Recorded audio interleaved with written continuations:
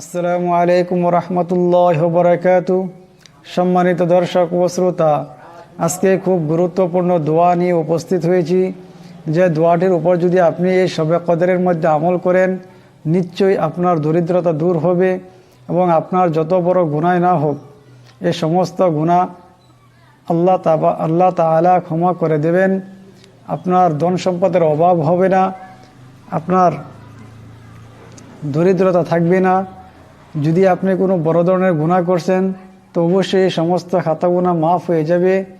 এই আমলটি আপনি শুধুমাত্র দৃঢ়তা এবং আল্লাহ তাআলার উপর ইয়াকিন ও বিশ্বাস রাখে করবেন, নিশ্চয়ই আপনার এই আমলে সফল হবেন।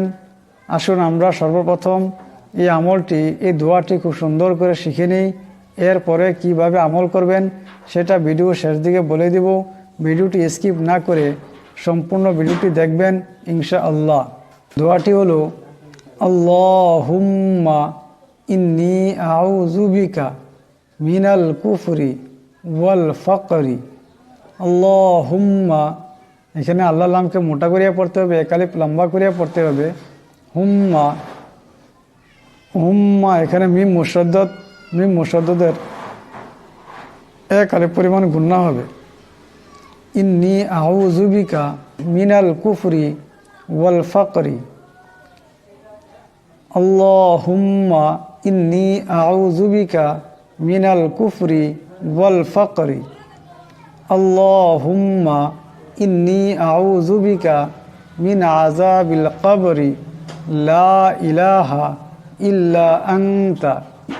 আল্লাহুম্মা ইন্নী আউযু বিকা মিন আযাবিল কবরি লা ইলাহা ইল্লা আনতা।